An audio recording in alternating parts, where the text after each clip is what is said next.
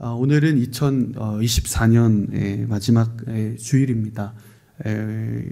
올 한 해도 시작한 지 엊그제 같은데 벌써 오늘이 2024년 마지막 주일이 됐습니다.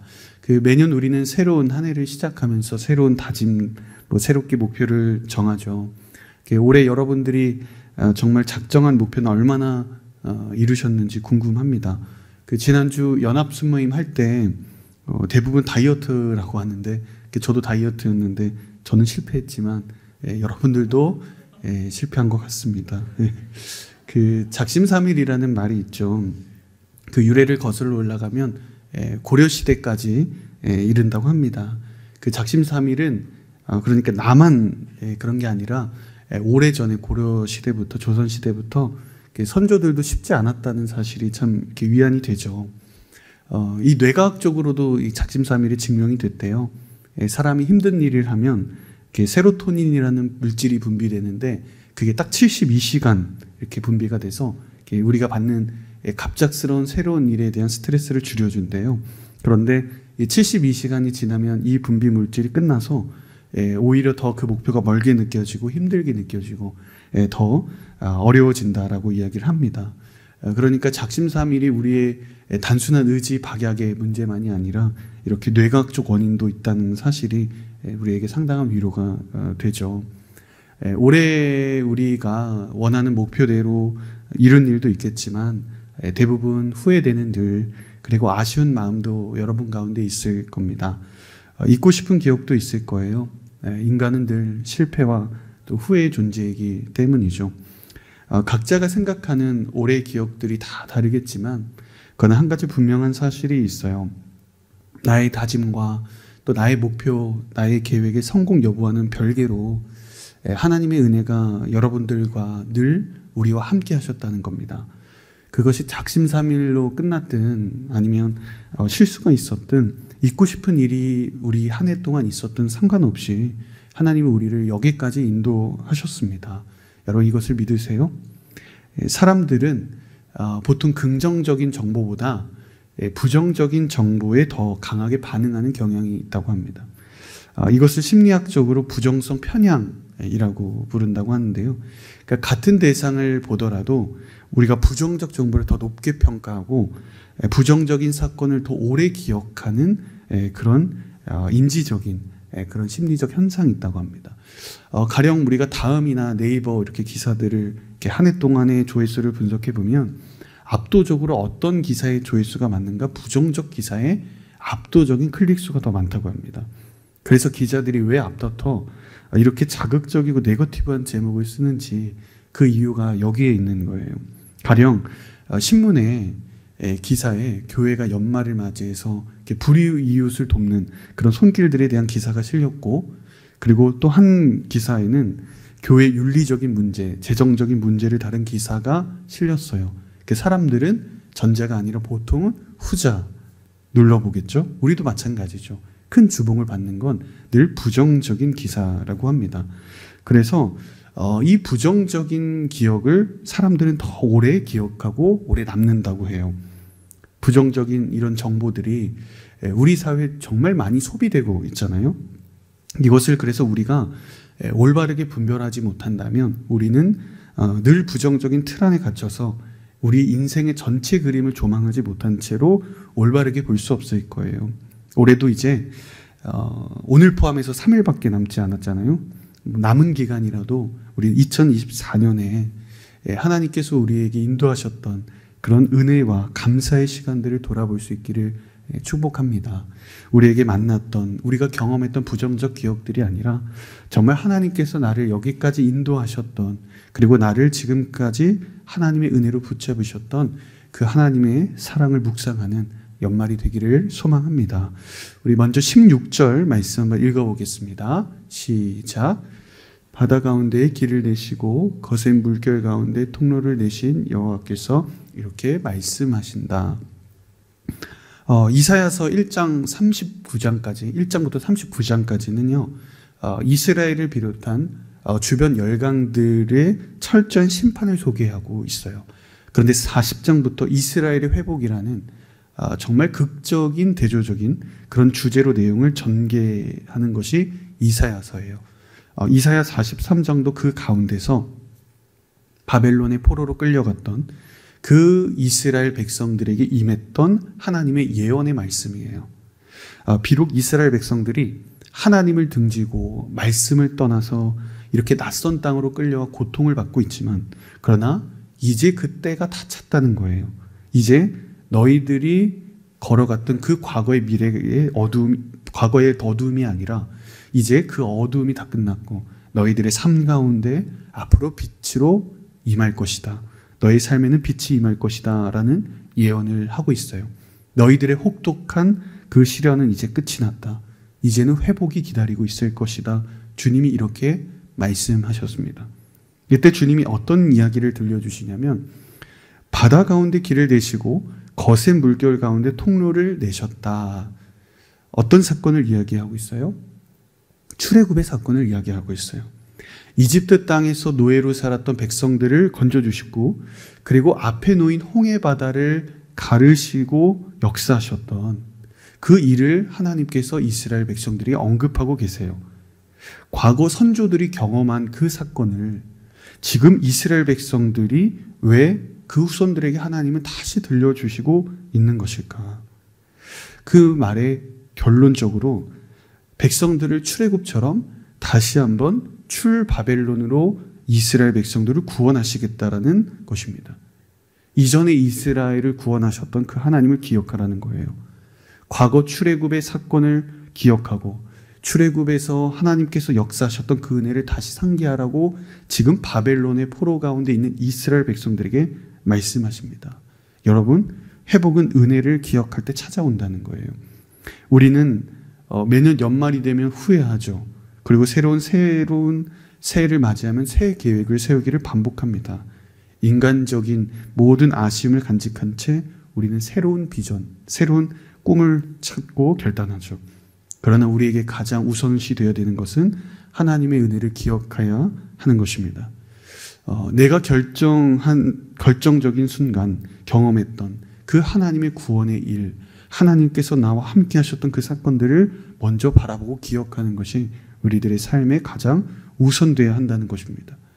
우리가 진정으로 새로운 삶으로 나아가기를 원하고, 내가 더 이상의 과거의 삶을 청산하고 새로운 나의 삶을 이끌어 가기를 원한다면, 내 삶의 진정 회복을 원한다면, 미래를 향해 우리가 본격적으로 계획하기를 원한다면 먼저 하나님의 은혜를 곱씹어 볼 수 있어야 합니다.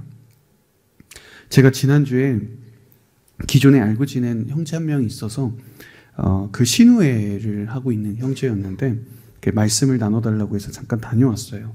그 이제 신우회의 비전 자체가 그 일터에 예배를 세우고 이제 한국 교회를 위한 비전으로 이렇게 출발한 모임이에요. 벌써 3주년이 돼서 3주년 집회도 하고 또 연말 앞두고 있어서 예배를 드리게 된 거죠. 이 신우회를 처음 이렇게 세팅을 할 때 그 형제와 여러 가지 이제 신앙적인 방향성에 대해서 대화를 많이 나눴는데, 사실 저는 그 신우회를 하겠다고 했던 그 형제의 의견에 그리고 질문에 답했던 것 뿐이고, 사실은 그 형제가 정말 열심히 수고하고 매일 기도하면서 그렇게 신우회를 세워갔거든요. 그런데 그 매년 꼭 이제 저를 이렇게 불러주세요. 정말 솔직하게 그 형제가 모든 것을 다 세팅하고 헌신하고 그 신우회를 세우고 지금도 그렇거든요. 정말 한계 없는 저를 기억해 준 것만으로도 너무 감사한데, 꼭 저를 소개할 때 큰 도움이 되었다 이렇게 소개를 하더라고요. 그럴 때 참 민망하면서도 그만큼 거룩한 부담감으로 그 신우회 모임이 잘 되기를 이렇게 기도하게 되더라고요. 사람도 마찬가지로 저도 그런데 하나님께서 우리에게 베푸신 은혜를 우리가 기억할 수 있다면 하나님이 얼마나 기뻐하실까 싶은 것입니다. 얼마나 큰 은혜를 우리에게 주고 싶으실까. 하나님의 은혜를 기억하는 것만으로 우리는 하나님의 은혜를 충만하게 누릴 수 있어요. 나는 그런 은혜 받은 만한 일들이 오래 없었다. 나는 부정적이고 비관적인 일만 있었다. 말씀하시는 분이 계시다면 결코 아닙니다. 하나님은 늘 우리와 함께 하셨어요. 바다의 길을 내셨고요. 거센 물결 속에서 우리에게 통로를 만드셔서 우리를 건너가게 하셨습니다. 우리의 삶의 크고 작은 모든 일을 하나님께서 이루셨습니다. 바로 그 하나님께서 앞으로 우리의 미래를 여전히 인도하실 것이다. 주님은 말씀하십니다. 우리 17절 한번 읽어보겠습니다. 시작. 병거와 말과 군대와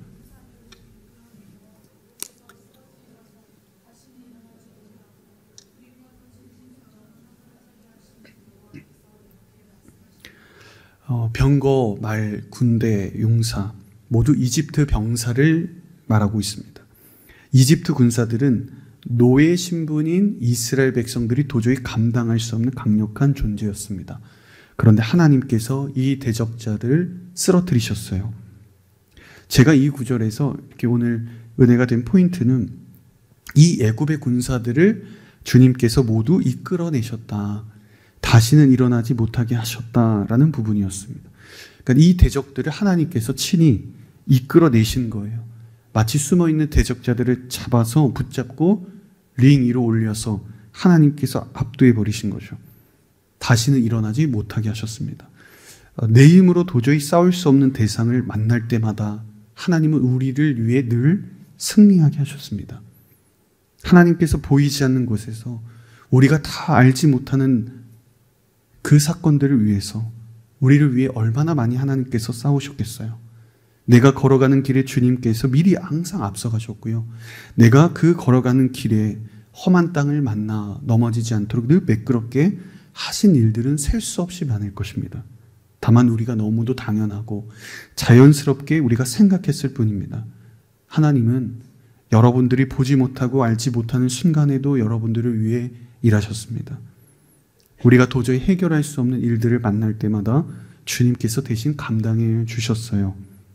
앞으로도 여전히 주님은 여러분이 볼 때나 안 볼 때나 여러분들을 위해 길을 내실 것입니다. 미래를 여러분 두려워하지 마세요. 지금까지 우리를 이곳까지 인도하셨다면 하나님께서 앞으로도 우리를 신실하게 인도하실 것입니다. 2025년도 여전히 하나님의 은혜 가운데 우리를 인도하실 줄로 믿습니다. 우리 18절 읽어볼게요. 시작. 지나간 일들을 하지 말라. 아멘. 이건 크게 두 가지의 의미가 있습니다. 첫 번째 어떤 의미가 있냐면 말 그대로 지난 너희들의 실패를 잊어라 라는 뜻을 가지고 있어요. 이스라엘 백성들은 철저하게 하나님 앞에 심판을 받았습니다. 그들은 하나님께 죗값을 다 치렀습니다. 이제 이스라엘이 할 일은 하나님께서 새 일을 행하실 그 일을 기대할 뿐인 거예요. 여러분, 인간은 누구나 실수와 실패와 반복된 죄를 범하고 살아가고 있습니다. 이것이 인간의 한계예요. 그런데 주님이 말씀하시는 거예요. 내가 다 용서했으니, 이미 내가 너의 죗값을 다 치렀으니, 내가 모든 것을 합력하여 선을 이뤘으니 더 이상 지난 일에 연연하지 말라고 말씀하시는 거예요. 죄책감도 자책감도 자괴감도 그리스도 안에서 다 내려놓으라고 말씀하십니다. 너의 실수를 내가 사용해서 다 합력하여 선을 이루겠다 말씀하십니다. 결국 이런 말입니다. 나는 너의 과거를 기억하지 않는다. 너는 왜 너의 과거로 인해 괴로워하는가? 하나님은 여러분들의 과거와 실패를 기억하지 않습니다. 그러니 우리도 우리의 실패와 실수를 기억하면 안 되는 거예요. 여러분의 지난 실패를 주님 안에서 다 잊으시기를 바랍니다.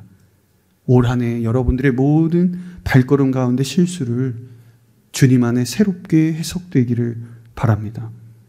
예수님은 우리의 죄의 문제 그 하나만 십자가에서 청산하신 것이 아니라 죄책과 그로 인해 발생할 모든 왜곡된 부정적인 미래의 생각까지도 모두 해결하셨어요.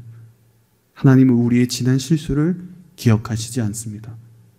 과거의 잘못으로 여러분들을 하나님의 축복의 도구로 사용하시는 것을 절대로 제한하시지 않습니다. 세상은 우리의 모든 잘못을 기억해요. 자신의 실수는 세상은 금방 잊겠지만 남의 허물은 정확하게 인지하는 것이 세상이죠. 그리고 하나하나 우리의 모든 행동을 다 평가합니다. 예전에 어느 한 기업에 다니는 청년의 이야기를 들은 적이 있어요. 좀 큰 회사였는데 그 회사에서 직원들의 어떤 승진이나 연봉 협상을 위해서 항상 그 직원에 대한 고가 평가를 하죠. 그 성도님도 나름 최선을 다해서 그 직장에서 헌신했던 분이셨는데 특별한 문제도 없으셨어요. 그런데 이제 어김없이 이제 고위 관계자 면담을 하게 된 거죠. 그러니까 인터뷰를 하는데 자신에 대한 평가를 담은 그 서류를 몇 년간의 서류를 이렇게 가지고 오더라는 겁니다. 관계자와 여러 가지 대화를 하면서 물론 좋은 피드백도 있었으니까 대화를 하는데 부정적인 피드백에 대해서 더 많이 이야기를 고위 관계자가 한다는 거예요. 그런데 기억이 나지 않는 거죠. 몇 년 전의 일을 어떻게 다 기억을 하겠어요. 설사 생각이 나는 일들이 있다고 할지라도 억울한 부분이 너무 많은 거예요. 하지만 한 번 기록된 평가서는 절대 지워지지 않아요. 그대로 다 고가평가에 다 들어갑니다. 아무리 내가 억울해도 오래전에 있었던 일이라도 한 번 고가평가가 매겨지면 직장 상사, 동료가 평가한 그 기록은 지워지지 않아요.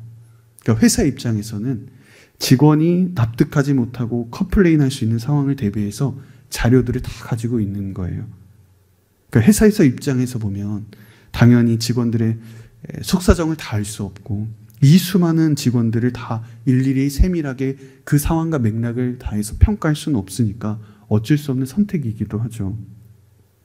그런데 여러분, 만일 하나님께서 우리가 태어난 순간부터 우리의 삶을 지금까지 인사고과표를 기록하고 계셨다면 여기서 우리가 은혜를 받고 축복을 누리고 하나님의 사랑을 받을 사람이 단 한 사람이라도 있을까요?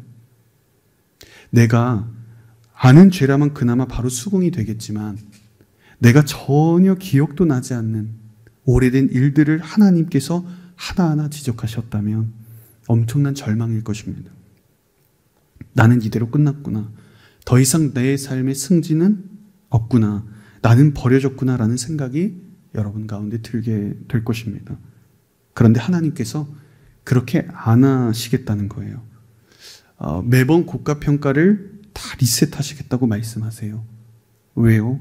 세상은 우리의 과거를 보고 고용하지만 하나님께서는 우리의 미래를 보고 우리를 축복하시고 사용하시기 때문입니다. 주님은 우리의 얼룩진 과거로 우리의 인생을 평가하시지 않아요.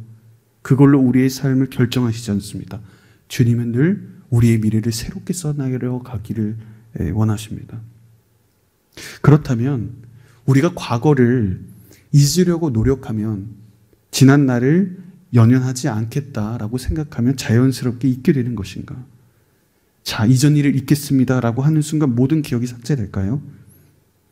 과거의 기억을 지우고 싶다고 노력한다고 되는 일은 아니죠. 여러분, 코끼리는 생각하지 마 모두 한 번쯤 들어보셨죠? 사람들에게 코끼리를 생각하지 마라고 말하면 오히려 코끼리에 대한 이미지가 더 선명하게 기억된다는 심리적인 그런 표현이죠. 부정적인 생각을 하지 않으려고 하면 애쓰면 애쓸수록 오히려 그 부정적인 생각이 내 무의식 가운데 더 깊이 자리 잡는다고 합니다. 그럼 우리는 어떻게 해야 되는가? 최근에 한 청년이 직장에서 있었던 그 경험을 들은 적이 있는데 그 자신이 일하는 그 부서에 그 직급 높은 상사가 이렇게 새로 왔다는 거예요. 그 팀장 격으로 왔는데 자신이 그 청년이 그 부서에 더 오래 있었고 업무 수행도 더 당연히 능숙한 거예요. 근데 새로운 팀장은 그동안 맡아왔던 업무가 아니라 새로운 처음으로 그 일을 하게 된 거죠. 근데 문제는 그 팀장이 새로 왔는데 경험도 없고 잘 모르는데 자신의 의견을 계속 무시하더라는 거예요. 명령투로 지시하고 자신이 원하는 대로만 업무를 한다는 거였어요. 실적이라도 좋으면 괜찮은데 말을 듣지 않고 그동안 해왔던 대로 되지 않으니까 실적도 좋지 않으니까 부서 전체가 회사에서 저평가되고 계속 그런 저평가를 받게 되는 거죠. 그래서 그 청년이 말하기를 그 팀장이 너무 밉더라는 거예요. 원망스럽고 무능한 팀장을 만나서 나도 저런 평가를 받는 게 너무 싫었다는 거예요. 그래서 마음속에 피해의식도 있고 분노도 계속 이렇게 쌓이게 되는 과정이 되었다고 합니다. 같이 있으니까 같이 있는 게 싫으니까 최소한의 업무 대화만 하고 식사도 같이 않고 눈도 잘 안 마주치게 된 거죠. 그런데 어느 날 우연치 않게 두 사람이 팀장하고 1대1로 대화를 하게 됐대요. 의도하지는 않았지만 그 팀장님의 삶과 인생에 대해서 그 팀장님의 자체에 대한 질문을 이렇게 하나를 던지게 됐대요. 그런데 그 팀장님이 쭉 자신의 스토리를 이야기하게 되더라는 거예요. 그 과거에 다른 부서에 있었을 때 자신이 실적이 있었던 경험, 상을 받았던 경험들, 인정받았던 일들, 과거에 높은 평가를 받았던 이런 시절들을 쭉 기쁘게 이야기를 하신 거죠. 그런 이야기를 나누면서 이제 그 청년이 이것을 알게 됐대요.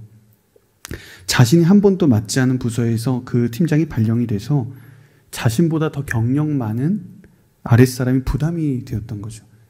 안 그래도 처음으로 하는 일이라서 불안한데 혹여나 팀원이 나를 무시하지 않을까, 내가 저 사람을 유하게 대하면 나를 저평가하지 않을까, 나를 무시하지 않을까, 이런 두려움 가운데 있었다는 것을 표현했다는, 결국 두려움의 표현이었다는 것을 발견하게 된 거예요.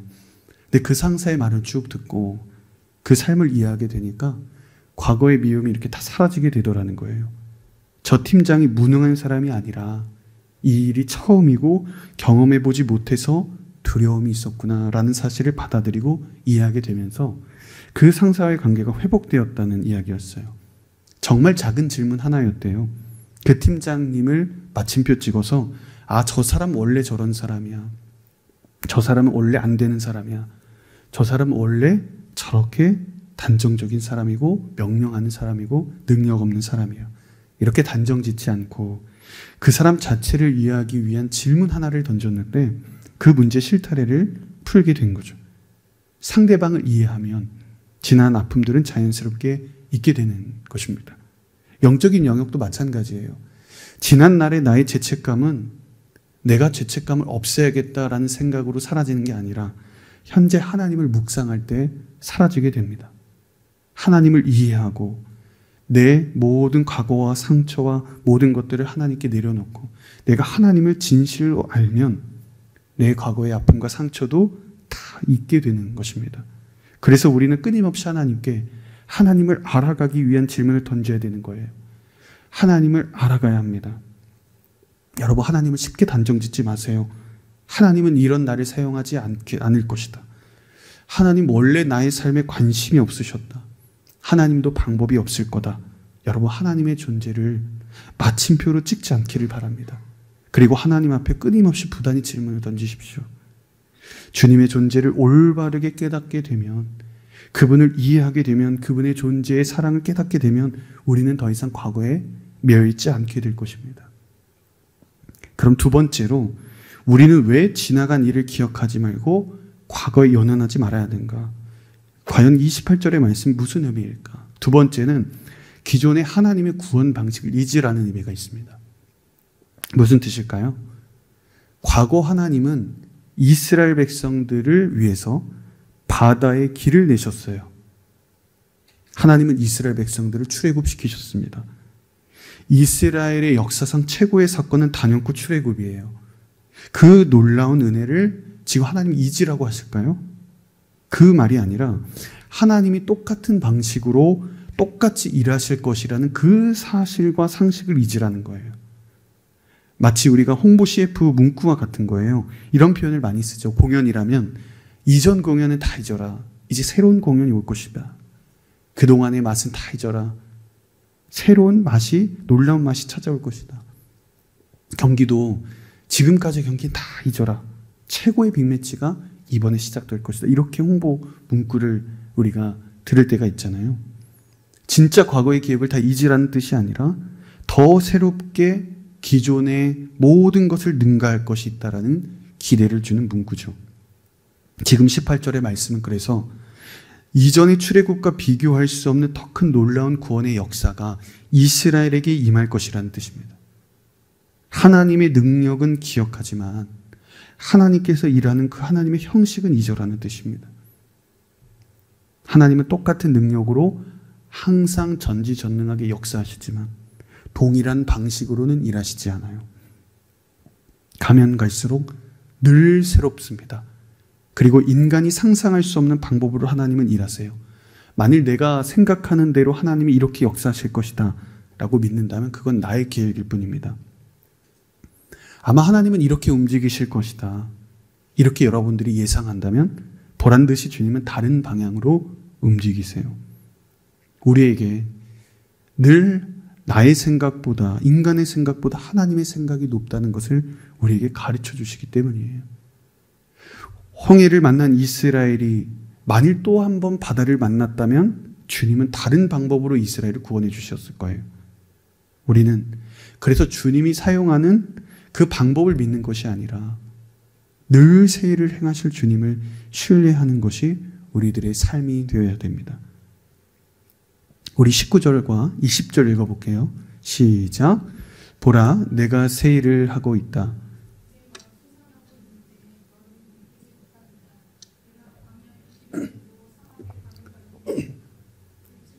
자칼과 부엉이가 나를 공경할 것이다. 등에 물을 대고 사막에 강을 만들어서 내가 택한 백성들이 마시게 할 것이기 때문이다. 이전에는 하나님께서 바다를 마른 땅으로 바꾸셨어요. 이제 하나님은 사막을 물길로 바꾸실 것입니다. 하나님은 바다를 우리가 만나게 한다면 물을 가르십니다. 그리고 우리가 사막을 만나면 강을 내세요. 그리고 우리가 폭풍우를 만나면 물 위를 걷게 하십니다. 하나님은 우리가 겪는 어떠한 고난의 상황에도 길을 만드시는 분이십니다. 주님에게는 항상 대안이 있으신 거예요. 새 2025년에 여러분들이 걷다가 만나는 그 어떠한 바다도 사막도 광야도 여러분 두려워하지 않기를 바라요. 도저히 방법이 없는 것 같은 상황에도 주님은 방법을 마련하실 것입니다. 어느 누가 홍해 바다가 갈라질 것이라고 상상이나 했겠어요? 광야의 길이 날 것이다, 사막에 강이 생길 것이다 라고 누가 상상이나 했겠습니까? 물 위를 걸을 것이라고 누가 예상했겠습니까? 하나님의 일은 날마다 새 일이에요. 그래서 19절에서 말하는 새 일은 출애굽과 비교할 수 없는 하나님의 더 큰 일을 말합니다. 출바벨론입니다. 사망과 절망과 흑암 속에 있었던 그 바벨론의 포로로 끌려갔던 이스라엘 백성들에게 이 소식은 얼마나 큰 위로가 되었을까? 이보다 더 큰 기쁜 소식은 없는 거예요. 나는 지금 아무것도 할 수 없는 상황, 두 손 두 발 다 들고 나는 아무런 능력이 없어 이방 땅에, 낯선 땅에 끌려가 능력 없이 포기하고 있는데 주님은 나를 위해 일하고 계신 거예요. 19절을 다시 한번 주목해 보면 새 일을 누가 행하고 계신다고 이야기합니까? 나 여호와 하나님이, 그분께서 이미 새 일을 시작하셨습니다. 여러분들을 위한 새 일을 이미 시작하셨어요. 여러분에게 새 일을 행하라고 말씀하시는 게 아니라 하나님이 하시겠다는 거예요. 새로운 한 해, 하나님은 여러분들을 향한 새 일을 이미 시작하셨음을 믿습니다. 그 새 일의 완성도 하나님께서 이루실 거예요. 불가능을 가능케 하실 것입니다. 새로운 길을 만들어 가실 것입니다. 여기서 새 일은 역사적으로 당장에는 출바벨론의 사건이지만 그러나 최종적인 이 성취는 그리스도를 통한 구원을 이야기하는 거예요. 출애굽과 비교할 수 없는 출바벨론의 사건을 이스라엘은 경험했고 우리는 출바벨론과 비교할 수 없는 궁극적이고 완전한 구원을 예수 그리스도 안에서 경험하게 된 것입니다. 20절을 보세요. 들짐승, 자칼, 부동이 모두 율법에서 부정하다고 말하는 동물이에요. 그러한 부정한 것들, 세상이 버린 사람들까지 주 예수 그리스도 안에서 품으시는 완전하신 구원입니다. 이렇게 하나님은요, 날마다 우리를 위해 새 일을 행하십니다. 날마다 이루어지고 있어요. 날마다 더 놀라워요. 날마다 더 은혜롭습니다. 더 능력 있게 진행되고 있습니다. 앞으로 여러분들이 향한 하나님의 새 일도 그 어떠한 사건과 비교할 수 없는 하나님의 놀라운 역사가 여러분 삶 가운데 펼쳐질 것이라고 믿습니다. 우리 마지막 21절 읽어볼게요. 시작. 이 백성은 나를 찬양하게 하려고 내가 손수 만든 사람들이다. 아멘. 오늘 마지막 이 구절을 제가 묵상하면서 저는 이 전체 맥락 속에서 이 구절이 이렇게 딱 들어맞진 않아 보이더라고요.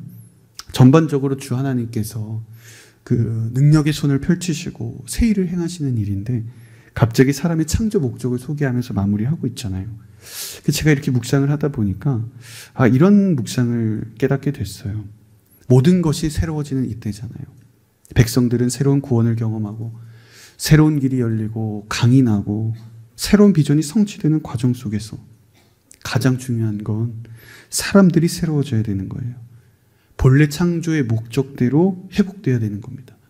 다른 것이 아무리 새로워져도요, 내 직장이 바뀌고 내 새로운 공부가 시작되고 내 삶의 걸음과 내 모든 것이 바뀌어도 내가 변하지 않으면, 내가 새로워지지 않으면 하나님의 이 강을, 사막의 강을 내고 광야에 이 길을 내시는, 바다를 가르시는 이 일이 아무런 의미가 없는 것입니다.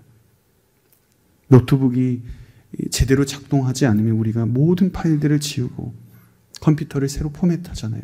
마찬가지로 우리의 영혼도 새롭게 리셋이 되어야 되는 것입니다. 그래서 오늘 말씀 21절은 하나님께서 우리를 창조하시고 우리를 부르신 목적을 명확하고 분명하게 말씀하십니다. 하나님은 우리를 창조하시고 부르신 목적은 하나님을 찬양하는 일이다.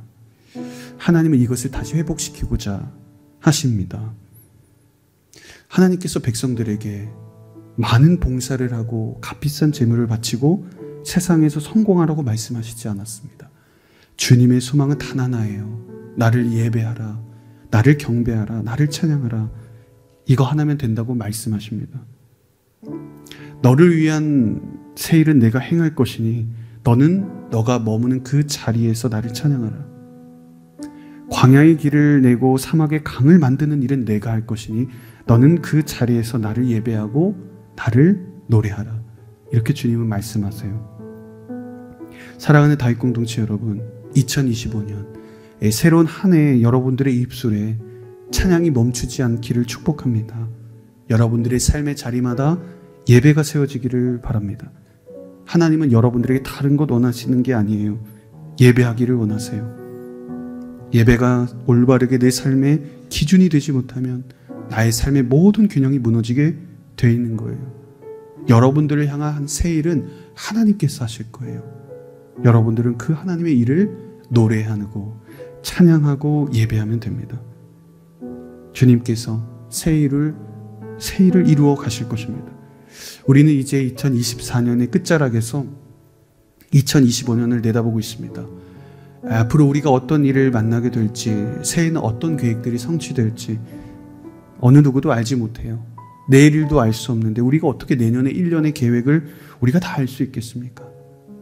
하지만 한 가지 분명한 믿음이 여러분들의 있기를 바랍니다. 내가 가는 어떠한 길을 만나더라도 그것이 바다든 광야든 사막이든 그 어떤 곳이더라도 하나님께서 길을 내실 것이라는 것입니다. 하나님께서 그곳에 늘 여러분보다 앞서가시며 함께 하실 것입니다. 여러분들의 삶에 이제 하나님께서 놀라운 새 일을 행하실 것입니다. 그 주님의 새로운 일을 여러분 기대하십시오. 지나간 일들을 다 잊고 여러분들의 인생에 새 역사를 이루실 하나님을 소망하며 나아가는 저와 여러분 모두가 되시기를 주의 이름으로 축복합니다.